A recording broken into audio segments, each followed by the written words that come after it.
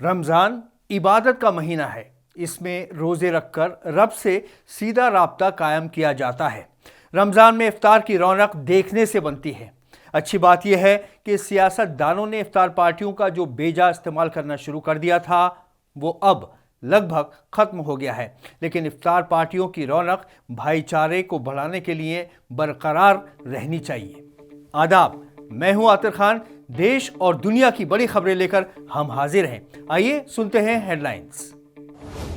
हिंदुस्तान के रमजानों में लौटी रौनक।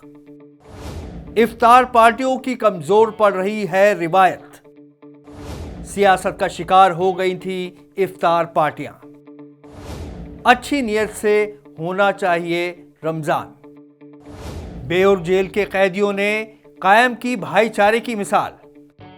रमजान चांद नजर आते ही दुनिया भर में शुरू हो जाता है, लेकिन इस बार रमजान की रौनक का कुछ अलग ही नजारा दिखा। 2 साल से कोरोना महामारी की पाबंदियों ने त्योहारों की चहल पहल और जोश को फीका कर दिया था। दूसरे मुल्कों की तरह हिंदुस्तान में भी रमजान की बहारें और इफ्तार की दावतें लौट आई हैं। इसी दौरान गुजरात के गांव के एक तारीखी मंदिर के दरवाजे रोजेदारों के लिए खोल दिए गए।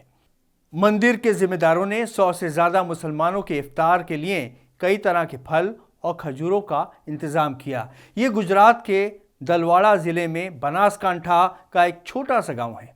1200 साल पुराने मंदिर में रोजा खोलने का इंतजाम किया गया था।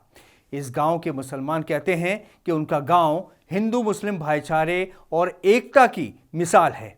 इसी तरह मजहबी रवादारी की एक और मिसाल पटना में देखने को मिली, जहां हर जगह की तरह रामनवमी और रमज़ान एक साथ मनाए गए। लेकिन 2 हिंदू भाइयों ने जोहर की अजान की आवाज़ सुनकर भजन कीर्तन बंद कर दिया। जब तक आज़ान होती रही, मंदिर के सभी लाउडस्पीकर बंद रहे। हिंदू मुस्लिम भाईचारे की एक और मिसाल दिखी जब मल्लापुरम के एक और मंदिर चठन प्रभु में श्री महाप्रभु के सालाना प्रोग्राम में इफ्तार का इंतजाम किया गया, जिसमें लगभग 200 मुसलमान शरीक हुए और इफ्तार की। जहां एक तरफ मुल्क में लड़ाई झगड़े की खबरें सुनने को मिलती हैं, वहीं इस मुल्क में ऐसी खूबसूरत मिसालें भी हैं। मुल्क की राजधानी कभी इफ्तार पार्टियों के लिए मशहूर थी। रोज़े का फ़र्ज अदा करने के साथ साथ एक जगह जमा होना और मुलाकातों का मौका भी मिल जाया करता था। एक ज़माने तक इफ्तार पार्टियां मस्जिदों, मदरसों और मशहूर शख्सियतों के घर तक महदूद थीं, मगर धीरे धीरे इनका दायरा बढ़ता गया और मुल्क के प्रेसिडेंट से लेकर पीएम इफ्तार पार्टियां देने लगे। लेकिन इफ्तार पार्टियों का सियासी चलन इतना बढ़ गया था कि उसका एहतराम ही खत्म होने लगा और फिर कुछ लोगों के एतराज़ के बाद उसकी सियासी चहल पहल खत्म होने लगी। इधर पिछले 3 सालों से कोरोना के डर खौफ ने लोगों को घरों में कैद कर दिया था। आजकल सियासी इफ्तार पार्टियां भी ना की बराबर हो गई हैं। हालांकि लोग अब भी इन पार्टियों को याद रखते हैं। इफ्तार पार्टियों में डाइनिंग टेबल में लगी इफ्तारी और फिर इफ्तार के बाद नमाज के सफ़े एक खूबसूरत नज़ारा पेश करते थे। कई खास नेताओं की इफ्तार पार्टियां तरह तरह के खानों के लिए मशहूर थी। इस मौके पर इफ्तार के बाद नामवर बावर्चियों के जरिए तैयार किए गए मुर्ग मुसल्लम, बिरयानी, कोरमा और तरह तरह के खानों का जायका लोग अगले रमज़ान तक याद रखते थे। लेकिन आज भी दिल्ली की जामा मस्जिद हो या हैदराबाद की मक्का मस्जिद और चार मीनार का इलाका ऐसा है जहां लोग अपने परिवार के साथ जाते हैं और वहीं रोज़ा इफ्तार करते हैं और फिर वहां के बाज़ारों में ईद की ख़रीदारी का सिलसिला शुरू हो जाता है।